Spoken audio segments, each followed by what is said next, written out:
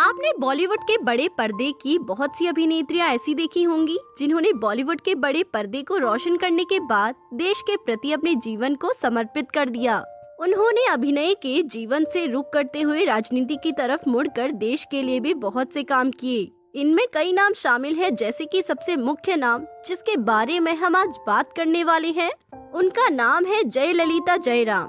जी हाँ, south film industry की एक जानी पहचानी खूबसूरत अदाकारा जयललिता जयराम को आज हर कोई जानता है। उनके अभिनय से लेकर उनकी राजनीतिक समझ के लिए आज भी लोग उन्हें याद करते हैं। भारत में पहली मुख्यमंत्रियों की लिस्ट में दूसरे नंबर पर गौरव प्राप्त करने वाली एक महिला जिनका नाम जयललिता जयराम था। दक्षिण भारत की एक मशहूर अभिनेत्री जयललिता ने सदैव ही अपने जीवन के अहम किरदारों को बखूबी निभाया था। हिंदी ही नहीं बल्कि उन्होंने तमिल, कन्नड़ और तेलुगु भाषाओं में कई सारे फिल्मों में अभिनय के बाद उन्होंने राजनीति में भी अपनी प्रतिभा आजमाई। एक ऐसी मुख्यमंत्री रहे जिन्होंने 5 बार करुणानिधि के साथ मुख्यमंत्री पद संभालने का एक नया रिकॉर्ड कायम किया था। जयललिता जयराम ऑल इंडिया अन्ना द्रविड़ मुनेत्र कड़गम पार्टी की महासचिव भी रह चुकी है। 23 मई 2016 को उन्होंने 6ठी बार मुख्यमंत्री के रूप में अपने कार्यभार को संभालने के लिए शपथ ली थी। कर्नाटक राज्य के मैसूर मेलुकोटे नामक स्थान पर 24 फरवरी 1948 को जयललिता का जन्म हुआ था। वह तमिलियन थी जो तमिल आयंगर परिवार से संबंध रखती थी, जिनके पिता जयराम पेशे से वकील थे। लेकिन जब जयललिता जयराम मात्र 2 साल की थी, उस समय ही उनके पिता की मृत्यु हो गई। उसके बाद जयललिता और उनके भाई को लेकर उनकी मां वेदवती उन दोनों के साथ बेंगलुरु में शिफ्ट हो गई। अब उन दोनों बच्चों की जिम्मेदारी उनकी मां के कंधे पर आ गई थी, जिसके चलते उन्होंने तमिल सिनेमा में काम करना शुरू कर दिया था। उनके परिवार में सभी सदस्यों के नाम के आगे उपसर्ग के तौर पर जय लगाया जाता था, जिसका अर्थ होता था विजय होना। इसीलिए उनके भाई का नाम जय कुमार था और उनका खुद का नाम जयललिता रखा गया था। चेन्नई में मौजूद bishop cotton girls high school से जयललिता ने अपनी स्कूली शिक्षा शुरू की। उसके बाद सेक्रेड हार्ट मैट्रिकुलेशन स्कूल में अपनी आगे की पढ़ाई जारी की।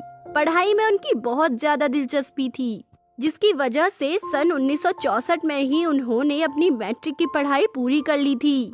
उनके अंक इतने अच्छे आते थे कि उन्हें आगे की पढ़ाई के लिए सरकार से छात्रवृत्ति भी प्राप्त हुई। कुछ समय बाद उन्होंने फिल्मों में काम करना शुरू कर दिया। उन्होंने अपने करियर में कई सारी भाषाओं में जैसे अंग्रेजी, हिंदी, कन्नड़, मलयालम, तमिल और तेलुगु आदि भाषाओं की फिल्मों में अभिनय करके दुनिया में अपना परचम लहरा दिया। जयललिता को डांस का बहुत ज्यादा शौक था, इसलिए उन्होंने भरतनाट्यम भी मन लगाकर सीखा है। इसलिए वे एक प्रसिद्ध भरतनाट्यम नृत्यांगना भी बनी। वे नृत्य में कथक, मोहिनीअट्टम और मणिपुरी जैसे प्रसिद्ध नृत्य की महान ज्ञाता रह चुकी हैं। उनकी आवाज भी बेहद खूबसूरत थी, जिसके चलते उन्होंने कई सारी फिल्मों में गाने में अपनी आवाज दी। जयललिता के भाई की सन 1990 में आकस्मिक मृत्यु हो गई थी, जिसके बाद जयललिता ने अपने जीवन पर्यंत शादी नहीं की।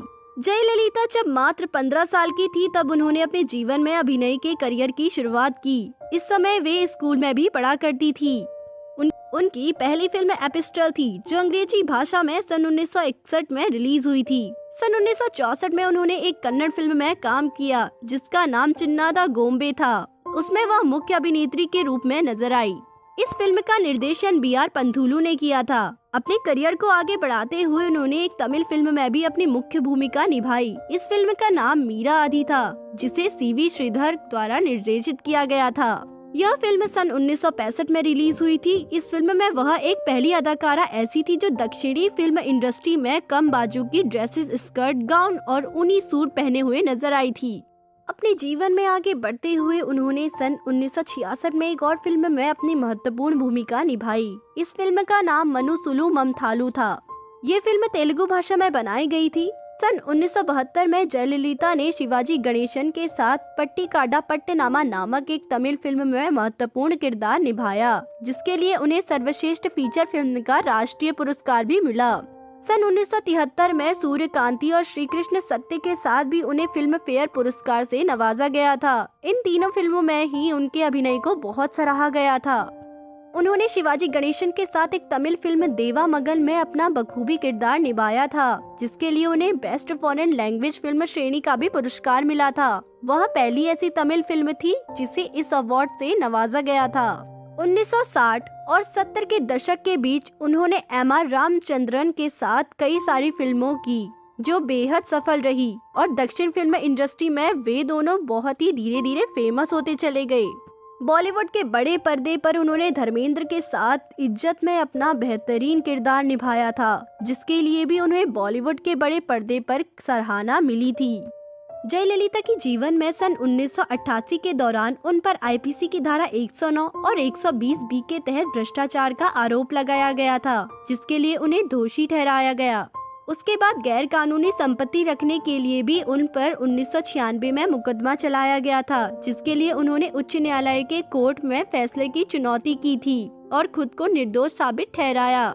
बाद में उन्हें साल 1914 में भी भ्रष्टाचार और गैर कानूनी रूप से अधिक संपत्ति रखने के जुर्म में अदालत में खुद पर दायर किए गए मुकदमे को लड़ते हुए वे मुकदमा जीत गई और खुद को निर्दोष साबित करने में सक्षम हुई। साल 2016 में 5 दिसंबर को अचानक कार्डियक अरेस्ट की वजह से मात्र 65 साल की उम्र में उनका निधन हो गया। तमिलनाडु में उन्हें एक मार्गदर्शक नेता के रूप में देखा जाता था, जिन्हें अम्मा के नाम से भी जाना जाता था, जिसका अर्थ होता था माँ, और उन्हें पुरैची थलाइवा भी कहा जाता था, जिसका अर्थ होता है क्रांतिकारी नेता। तो दोस्तों, अभी के लिए बस इतना ही। मिलते हैं अगले वीडियो में, तब तक आप अपना ध्यान रखिए। Bye bye.